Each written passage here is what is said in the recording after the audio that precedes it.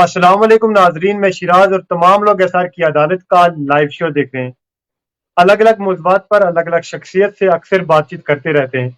मेरे साथ इस टाइम लाइव बातचीत करने के लिए मुर्तज़ा कमाल साहब जुड़ चुके हैं। आप बाखूबी जानते हैं काफ़ी दिनों से ये सड़कों पर आपको दिख रहे होंगे एहतजाज करते हुए, अपने हक की लड़ाई लड़ रहे हैं। मुर्तज़ा साहब बहुत बहुत शुक्रिया कीमती वक्त निकालने के लिए। शरद भाई, आपका भी बहुत बहुत शुक्रिया कि आपने एक कीमती वक्त निकाला अपना। और हम मजलूम कौम जो है उसकी आवाज को अपने हाई करने की कोशिश की। बहुत शुक्रिया आपका भी।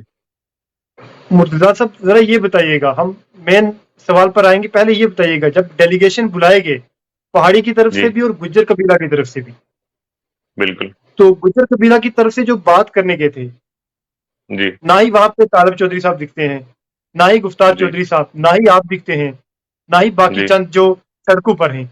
क्या आपको जी। बुलाया नहीं गया या आप खुद नहीं गए? क्या वजह रही? जो गए उन्होंने आपकी बातें की या क्या चीजें? जी। एक्चुअली जहां तक बात डेलीगेशन की है, और उस डेलीगेशन का हमारी कम्युनिटी में से किसी को कोई पता नहीं था कि ये डेलीगेशन कौन तय कर रहा है, इस डेलीगेशन की लिस्ट को कौन प्रिपेयर कर रहा है, कहाँ बैठ के प्रिपेयर कर रहा है, किस किस के कानों तक ये खबर है। हमें तब पता चलता है जब हम कुछ लोगों की सेल्फियां देखते हैं, और वो दिल्ली में पहुंचे हुए हैं, तब हमें पता चलता है ये कौन कौन लोग हैं। तो मैं तो अपने आप को ना ही अपना सोशल एक्टिविस्ट समझता हूँ, ना ही मैं किसी का को ये बोलता हूँ कि हाँ मतलब हम नेता लोग हैं, हम एक्टिविस्ट लोग हैं। मैं तो अपने आप को कुछ नहीं समझता हूँ। बहरहाल जो हमारी कौम के लोग हैं, जिन लोगों ने कौम के लिए कुछ किया है, करते आए हैं, तो एटलीस्ट हमारी डेलीगेशन में वो लोग होने चाहिए थे। तो इस चीज का बड़ा दुख है कि उन लोगों में से कोई नहीं था। इमरान जफर साहब को बुलाया गया। ये सुनने में आ रहा है कि जी, उन्होंने जब अपनी बात रखी तो उन्होंने कहा कि ये मजलूम कौम है, लेकिन उन पर भी सुना नहीं गया। ये सूत्रों से ये खबर मिल रही है, इमरान जफर साहब ने आपकी मतलब कौम के लिए बात की। जी। देखिए, जहां तक मेरी पर्सनली बात हुई इमरान जफर जी से, मेरे बड़े भाई हैं, जी। वो रईस भाई हैं राजौरी के, मेरे बड़े भाई हैं, उनसे मेरी बात हुई। जी। तो जो मेरे को सुनने में आया कि जो हमारे नौजवान लोग गए थे, जैसे रईस भाई हो गए, इमरान जफर भाई हो गए, मुस्तफा राही हो गए कुपवाड़ा से, इन तीनों भाइयों ने अपनी बात पूरी रखी। बट वो अलग चीज है कि इनकी बात को माना नहीं गया। जहां तक मुझे सुनने में आया, रईस भाई ने बहुत कोशिश की, इमरान जफर ने गिड़गिड़ा के हाथ जोड़ के ये चीज बोली कि सर प्लीज हमारे साथ ना इंसाफी हो रही है, मत कीजिए। लेकिन वो अलग बात है जनाब कि वो एक प्री प्लान था, तो वो उन्होंने सुनने नहीं थी। बहरहाल हमारे इन इस लड़कों ने बार रखी है अपनी एडीसी बात। Vice chairperson ADC vice chairperson जो फिलहाल ऑनरेबल है डिस्ट्रिक्ट पुंछ के, जी, वो जी। भी गए थे। क्या वो उन्होंने आपकी बात नहीं की है? जिस तरीके से मैंने वो डेलीगेशन देखी, उसमें हमारे डीडीसी जो वाइस चेयरपर्सन थे, उनका लिस्ट में पहला नंबर था। अशफाक साहब की बात कर रहा हूं मैं। अ, जी। लेकिन आप मुझे बताइए, आप तक भी खबर आई होगी, मेरे को भी सुनने में आया कि अशफाक साहब से एक भी बात नहीं पूछी गई। अशफाक साहब ने एक भी बात अपनी वहां पे नहीं रखी। तो किस तरीके की ये डेलीगेशन क्या है जनाब? वजह? अब ये वजह वही बता सकता है। ये तो एक लोगों को दिखाना था, जी हमने एक डेलीगेशन मंगवाई है, हमने इन डेलीगेशन से बात की है, ये लोग एग्री हैं इस बिल के लिए, जो एक स्टेप आ रहा है उसको ये वेलकमिंग के लिए आए हैं। बट इनको बात रखनी चाहिए थी ना कम्युनिटी की तरफ से, क्यों नहीं बात रखी? तालिब साहब ने जिस तरीके से जो बातें रखी, उनके यहाँ सामने होके आ रही है। अशफाक साहब की एक भी बात भी साबित नहीं हो रही है कि उन्होंने एक भी बात मुंह से निकाली हो। नहीं निकाली उन्होंने वो बात। तो फिर वो डेलीगेशन किस तरीके की लिस्ट में, उनका जो नाम है वो टॉप लिस्ट में है, एक नंबर पे है सीरियल नंबर उनका। मेरे पास लिस्ट है, आपके पास भी लिस्ट होगी। लेकिन उनको बात करने का मौका नहीं मिला, या तो उनको बात निकालने ही नहीं दी, या तो उनको बात बोला गया था कि आपको बात करनी नहीं है, आपको आना है जहाज पे बैठ के यहाँ पे उतरना है, फिर यहाँ आके चाय पीनी है, एसी की हवा लगानी है, दिल्ली के नजारे देखने हैं, यहाँ पे इंडिया गेट देखना है, उसके बाद आपको वापस उसी जहाज से बैठ के जम्मू पहुंच जाना है। तो इसलिए उनको बात फिर रखने का मौका नहीं दिया, या उनको इजाजत नहीं दी, मैं तो यही बोलूंगा। कहीं ना कहीं आप कहते हैं कि गुज्जर और बकरवाल कबीले के लिए उन्होंने बात नहीं किया। दूसरा सवाल ये जी बताइएगा, आखिर ये एहतजाज क्यों? क्यों आपको लग रहा सर, है कि देखिए। जब एक मिनट, जब सेंट्रल जी, गवर्नमेंट की तरफ से ये कहा जा रहा है, दोनों चीजों को मैं कबीला तो नहीं कहूंगा फिलहाल के तौर पर, पहाड़ी को, लेकिन एक जब कहा गया है कि पहाड़ी एथनिक ग्रुप जो बताया जा रहा है फिलहाल कि जी, उनके साथ मतलब शेड्यूल ट्राइब जो ऑलरेडी गुजर बकरवाल के पास है, उनके साथ बिल्कुल छेड़छाड़ नहीं किया जाएगा। तो फिर किस जी। बात की लड़ाई? जी। देखिए, लड़ाई इस बात की है शहराज भाई, मैं आपको ये चीज बोलता हूँ। अगर गवर्नमेंट बोल रही है कि जी, पहाड़ी ये कंटिन्यू। कम्युनिटी के लोगों को वो ये चीज बोल रहे हैं कि हम आपको यहाँ पे रिजर्वेशन अलग कोटा में देंगे, गुजर बकरवाल भाइयों का कोटा हम अलग देंगे, उनके साथ छेड़छाड़ नहीं करेंगे। मैं मान लेता जी, हूँ एक सेकंड के लिए ये बात कि गवर्नमेंट जो है वो नहीं छेड़छाड़ करेगी।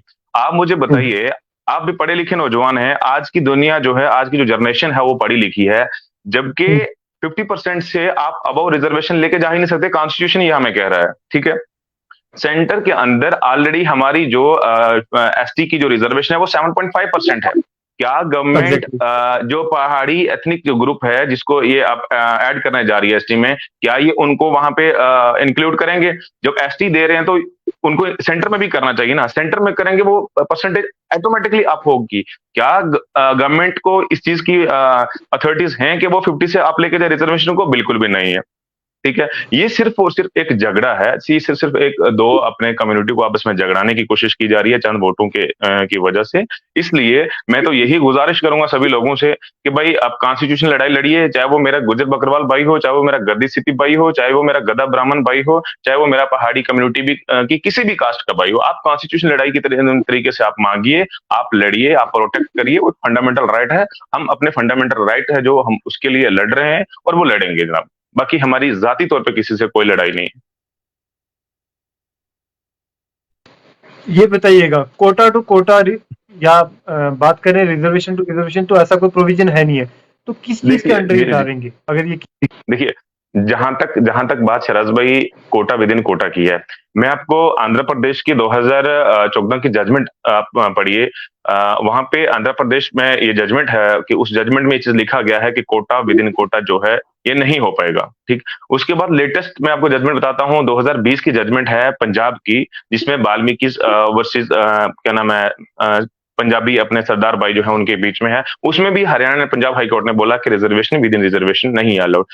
तो गवर्नमेंट किस हिसाब से रिजर्वेशन विद इन रिजर्वेशन कर रही है? आप मेरे को ये चीज बताइए कि हमारे पहाड़ी कम्युनिटी के भाई जिनके पास पीएसपी भी है, जिनके पास आरबीए भी है, जिनके पास एएलसी भी है, कुल टोटल मिला के ये 25 26 रिजर्वेशन जा रही है, ठीक है। क्यों है इन लोगों के पास इतने रिजर्वेशन? अगर एएलसी एक इंसान, आप मुझे बताइए, एक एएलसी जो है जो बॉर्डर पे जो मेरा भाई रह रहा है, चाहे वो किसी पहाड़ी कम्युनिटी में से किसी भी कास्ट का हो, उसको 2% 4% जो भी एएलसी मिली हुई है, आज इस डायल्यूशन की वजह से वो तो सारी खत्म हो जाएंगी। अगर मान के चलो गवर्नमेंट इनको एसटी देती है, क्या वो मेरा भाई बॉर्डर पे रहने वाला जम्मू में या कठुआ में या श्रीनगर में या कहीं पर भी बैठे हुए इन लोगों से कम्पीट कर पाएगा? वो मेरा जो भाई बॉर्डर पे बैठा रहता है, जो वहां पे बैठ के मेहनत करता है, नहीं कर पाएगा। ये सारा सर ये जो है ये लोगों के बीच में झगड़ा और मफाद की कोशिशें की जा रही हैं, नहीं कहीं ये करना चाहिए। पॉलिटिकल दूसरी स्टंट तो नहीं है सरकार की तरफ से, ये sir, political stunt? Definitely political stunt है। सरकार को ये चीज लगती है कि हमें चंद सीटें मिल जाएंगी, तो भाई साहब वो आप जितनी मर्जी रिजर्वेशन दे लो, कुछ भी दे लो, आपको मुझे नहीं लगता यहाँ से एक सीट भी यहाँ से मिले। जहां तक बात रिजर्वेशन की है, मेरे एक भाई हैं एडवोकेट, मतलब क्या नाम है उनका, राजा महमूद जी। मैं कुछ दिन पहले उनका इंटरव्यू सुन रहा था, उसमें वो चीज बोलते हैं जी कि हमें भी रिजर्वेशन दीजिए, पॉलिटिकल रिजर्वेशन, वरना पहाड़ी कम्युनिटी दब जाएगी, पहाड़ी कम्युनिटी को मौका नहीं मिलेगा उठने का। तो मैं आपके माध्यम से ये चीज कहना चाहता हूँ कि जरा इसके ऊपर देखिए, क्यों मिली गुजर बकरवाल गद्दी सिपी, जो लोग एसटी के अंदर दाखिल किए गए, जो लोग एससी के अंदर मैं दाखिल कल किए गए। मैं कल ये बात जी यही बात एक फहीम साहब एक इंटरव्यू ले रहे थे, जिसमें जी एडवोकेट जी अनवर साहब थे, उसके बाद हमारे मुजफ्फर साहब थे। मुजफ्फर साहब जी जी कहते हैं कि सारी चीजें जो जिस बिहाफ पे शेड्यूल ट्राइब ऑलरेडी गुजर और बकरवाल कबीले को मिला था, वही चीजें हम कैपेबल हैं, वो सारी जो क्राइटेरिया वो फिलअप कर रहे हैं हम। जी, मैं आपको क्राइटेरिया बता देता हूँ। अगर उस जी, क्राइटेरिया में आपको लगता है शराज जी कि हाँ भाई मैं गलत बोल रहा हूँ, आप मुझे गलत साबित कर दीजिए, मैं मान लूंगा। शेड्यूल ट्राइब का जो क्राइटेरिया है, उस क्राइटेरिया में इन लोगों को शेड्यूल ट्राइब इसलिए मिला गया, इन लोगों के साथ भेदभाव हुआ, इन लोगों के साथ इन लोगों के साथ बैकवर्डनेस बहुत थी, पढ़े लिखे बिल्कुल भी नहीं थे, इकोनॉमिकली भी बहुत ज्यादा वीक थे, शाइनेस था इनके बीच में बहुत ज्यादा। शाइनेस की एग्जांपल अगर आप, मैं एग्जैक्टली। कुछ एग्जाम्पल दूंगा आपको। चंद दिनों पहले, चंद महीनों पहले की बात है, हमारे एक बहुत मशहूर सिंगर है जम्मू कश्मीर के अंदर, उन्होंने गुजरों कम्युनिटी के ऊपर किस तरीके के शब्द यूज किए। उसके बाद आपने डेमोक्रेटिक आजाद पार्टी के स्पोक पर्सन है सुजाता बशीर जी, आपने उनके बयान भी सुन लिए। रिसेंटली की मैं बात बताता हूँ, कुछ दिनों पहले की मैं बात बता रहा हूँ आपको। कुछ दिन पहले जम्मू यूनिवर्सिटी के बाहर प्रोटेस्ट चल रही थी और हमारे नौजवानों ने वहां पे जो बर्तन होते हैं दूध वाले, वो सर पे उठाए हुए थे। हम अपने आइडेंटिटी दिखा रहे थे वहां पे, लेकिन हमें वहां पे दोदी गुजर, वो दोदी गुजरो, वो दोदी गुजरे क्या कर रहे हैं, इस तरीके के कमेंट हमें वहां पे सुनने मिले। आज भी ये चीज हमारे साथ है। इन सब चीजों की वजह से हमें जो है, आप सुनते होंगे, अगर आप कश्मीर साइड आएंगे तो ये आप सोशल स्टिग्मा में कहूंगा इस चीज को, इच्छू गुजर। डेफिनेटली सोशल स्टिग्मा, बिल्कुल बिल्कुल बिल्कुल सर, सोशल स्टिग्मा, इन सब चीजों के शिकार जो थे हम, इन सब चीजों को देख के ये क्राइटेरिया बनाया गया जो इन सब चीजों को जो शिकार हो रहे हैं, इन लोगों को एसटी में दाखिल किया जाए, इन लोगों को पॉलिटिकल रिजर्वेशन दी जाए, ताकि ये लोग अपने आप को मेनस्टिप करें, ताकि ये लोग पढ़े लिखें और आगे बढ़े। किन किन लोगों से बच के, किन लोगों से बच के पढ़े, किन लोगों से बच के ऊपर आए, वो लोग आपको पता है, ठीक है। आज वही लोग जो हैं उनको बात की जा रही है कि इनको हम एसटी के जुमरे में शामिल करेंगे। सर मुझे बता दीजिए, एससी एसटी एट्रोसिटी एक्ट जो था, हम किस पे लगाएं वो एक्ट? मुझे बस कोई ये बता दे कि वो हम एक्ट किस पे लगाएं। पूरी राजौरी पुंछ को आपने, पूरे जम्मू कश्मीर यूनियन टेरिटरी को आपने शेड्यूल ट्राइब घोषित करवा दिया जनाब। बताइए वो एक्ट किसके लिए रहा?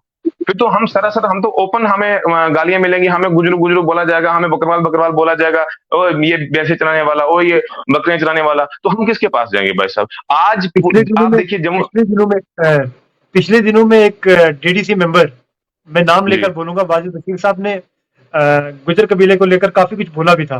तो सर काफी लीडरों की तरफ से भी और सोशल एक्टिविस्ट और आम फर्द जो थे, उन्होंने कहा कि एससी एसटी एट्रोसिटीज एक्ट के मुताबिक कुछ होना चाहिए, लेकिन कोई असर नहीं दिखता उस पर। सर मैं बोल रहा हूं कि देखो, एक मतलब रिटर्न में हमें ये मिला, प्रोटेक्शन के लिए एससी एसटी एक्ट मिला। तो गुजारिश करूंगा मैं आपसे, या मुझे कोई सुन रहा है मैं उनसे भी गुजारिश करूंगा, आप देखिए डिटेल, आज ऑनलाइन है सब कुछ, कि आज एफआईआर कितनी लॉन्च हुई, आज कितने केस हुए, क्या नहीं हुआ, आप देख लीजिए। जम्मू कश्मीर के अंदर एससी एसटी जो मतलब एफआईआर है इसके तहत, इस एक्ट के तहत कितनी एफआईआर लगी है? सर नहीं कोई भी लगाता था इसको।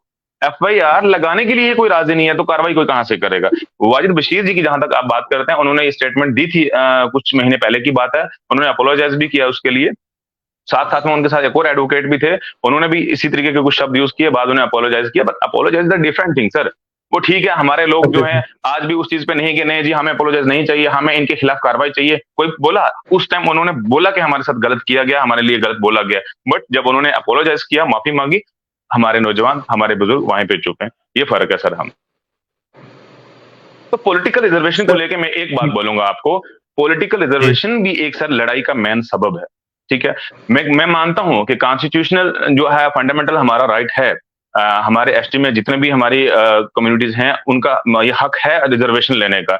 लेकिन अगर राजौरी पुंछ के हालात देखिए, मैं कहता हूं हालात खराब नहीं होने चाहिए, हम लोगों का आपसी भाईचारा खराब नहीं होना चाहिए, हम लोगों के रिलेशंस नहीं खराब होने चाहिए, हम लोगों का उठना बैठना जो है, बात करना चलना, ये सब हमारा खराब नहीं होना चाहिए। इसलिए मैं कहता हूं दफा करो, गोली मारो, इस पॉलिटिकल रिजर्वेशन को भी वापस ले जाओ। अरे जिसमें दम होगा ना, जिसके पास 4 वोट होंगे ना, वो आएगा सामने, लड़ेगा, चाहे वो पहाड़ी कम्युनिटी से होगा, चाहे वो गुजर कम्युनिटी से होगा, चाहे बकरवाल कम्युनिटी से होगा, लड़ेगा, लड़के सामने आएगा मैदान में कि भाई किसके पास कितनी पावर है। इस पॉलिटिकल रिजर्वेशन को ही दफा कर देना चाहिए। कॉन्स्टिट्यूशनली हमारा राइट है ये लेने का, मैं नहीं बोलूंगा कि नहीं चाहिए, कॉन्स्टिट्यूशन हमारा राइट है, बट अगर इन झगड़ों को देखा जाए, इन हालात खराब होने के जो चांसेस दिख रहे हैं, इन सब की वजह से मैं बोलूंगा नहीं चाहिए, ले जाओ इसको वापस। एक तरफ सरकार हमें रिजर्वेशन दे रही है, एक तरफ हमें सरकार रिजर्वेशन दे रही है कि भाई एसटी के लोगों को अपलिफ्ट करना है, दूसरी तरफ से दूसरी कम्युनिटी को भी बीच में डाल रही है। तो ये सरासर हो गया ना झगड़ाना, इधर से भी रेडी करो, इधर से भी रेडी करो, उनको झगड़ा दो। एहतजाज कब तक रहेगा आखिर? देखिए सर, एहतजाज की जहां तक बात है, बिल जो इंट्रोड्यूस हुआ है पार्लियामेंट में, इस बिल को अगर रोल बैक नहीं किया जाता है, तब तक हमारा जो ये लड़ाई है, ये लड़ाई चलती रहेगी। क्या डिस्ट्रिक्ट वाइज चलेगी, क्या तहसील वाइज चलेगी, पूरे जम्मू कश्मीर में आप इस टाइम देख रहे हैं कि क्या माहौल है। लोग इस टाइम सड़कों के ऊपर हैं, बुजुर्ग इस टाइम सड़कों के ऊपर हैं, नौजवान अपने पढ़ाइयां छोड़ के सड़कों पे हैं। आपने देखा कल परसों की बात है कि जम्मू के अंदर इतनी बड़ी प्रोटेस्ट निकली कि राजभवन की तरफ नौजवान जा रहे थे, हमें गुजरनगर पुल के ऊपर रोका गया, हमारे बच्चों के कपड़े फाड़े गए, हमारे बच्चों के वहां पे फोन छीने गए, हमारे बच्चों को वहां पे घसीटा गया, हमारे पास वीडियोस हैं। ये हालात हमारे साथ हो रहे हैं, क्यों? क्योंकि हम एक पीसफुल प्रोटेस्ट कर रहे हैं, हमारा एक फंडामेंटल राइट है, हमें उन चीजों से रोका जा रहा है। ये हालात है हमारे साथ। मुर्तजा साहब जरा ये समझाइएगा, जिन लीडरों को आपने एमएलए बनाया मिनिस्टर बनाया, एमपी तक बनाया, वही लीडर आज आपके साथ ओपनली क्या वो बैक साइड से भी कुछ भी नहीं कर रहे, इन शॉर्ट ना ही वो सामने आ सकते।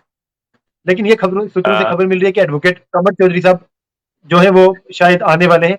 तो क्या कहना चाहेंगे इस पर अल्हम्दुलिल्लाह, अव्वल? अल्हम्दुलिल्लाह, अल्हम्दुलिल्लाह। कमर चौधरी साहब के लिए मैं जब इससे पहले एक डेलीगेशन गई थी, उस डेलीगेशन में कमर साहब भी थे, मैं भी था उनके साथ, और मेरी बड़ी उनके साथ गुफ्तगू हुई आते-जाते, तो फर्स्ट टाइम मौका मिला उनसे बात करने का। बड़े नाइस पर्सन है वो, कौम के लिए जिंदा दिल है, बड़े शेर इंसान है वो। मैंने भी यही सुना है रिसेंटली, आधे घंटे पहले की बात है कि वो राजौरी में आ रहे हैं नौजवानों के साथ में।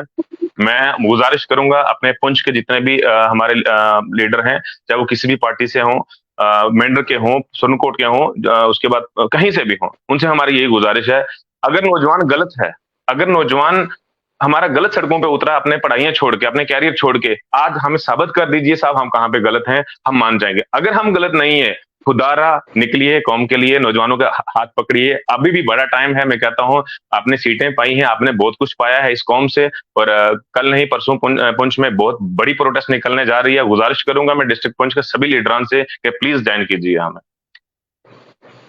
एडवोकेट गनई साहब का मैं आफ्ताब गनई साहब का मैं इंटरव्यू ले रहा था, उन्होंने कहा कि जी जो जी राजौरी डिस्ट्रिक्ट में प्रोटेस्ट हो रहा है, पुंछ में हो रहा है, वहां पे ये चीजें जी कही जा रही है, कौम के गद्दारों को और लीडरों को कहा जा रहा है, लेकिन ये चीज कह रहे हैं कि वही लीडर आपको 1990s में आपको आपके लिए हक के लिए लड़े थे, तो फिर आज आप उनको ऐसा क्यों कह रहे हैं? जी। सर, जहां तक बात है ना, जो आप लीडरों के लिए बात बोल रहे हो कि नारे की बात है जो कि सुनने को मिला कि ऐसा वैसा, लीडर जो है ना, अगर इन लीडरों को सर हमने चुन के तो भेजा है ना आगे, खुद तो नहीं ना गया आगे। अगर हमने एग्जैक्टली। इनको चुन के भेजा है तो डेफिनेटली इनके अंदर कुछ देखा होगा, हमने तभी भेजा है। और लीडरों ने कौम के लिए किया भी होगा, गांव गांव में किया होगा, डिस्ट्रिक्ट डिस्ट्रिक्ट में किया होगा, सिटी में किया होगा। ये नहीं है कि बस वो लीडर बन के बैठ गए, कुछ ना कुछ उन्होंने किया है, उनकी कुर्बानियां हैं। लेकिन अगर इतनी कुर्बानियां करके आज एक ऐसे हालात बन गए कौम के लिए कि उन कौम का जो हक था उसके ऊपर सरकार डाका डाल रही है, तो ऐसे वाक़े पे तो उन लीडरों को बाहर आना चाहिए। फिर तो वो पूरी मेहनत जो होगी वो तो फिर धुल जाएगी ना इसी तरीके से। तो उस मेहनत को बरकरार रखने के लिए लीडरों को सामने आना चाहिए। लीडर नहीं आ रहे हैं सर, देखिए नौजवानों का जो दुख है अपने अंदर, वो अपने दुख को निकाल रहे हैं। वरना कौन इतना मतलब मजबूर होगा, कौन इतना खुशी से एक तरफ से एक हाथ से लीडर को अपना वोट देगा, दूसरे हाथ से उसके नारे लगाएगा? कोई भी नहीं लगाना चाहता। मजबूर है नौजवान, दुखी है नौजवान, हालात खराब करके रखे हुए हैं, इसलिए नौजवान सड़कों पे उतर के ये सब कर रहे हैं। मुर्तजा साहब बहुत बहुत शुक्रिया कीमती वक्त निकालने के लिए। बहुत शुक्रिया जनाब, बहुत बहुत शुक्रिया।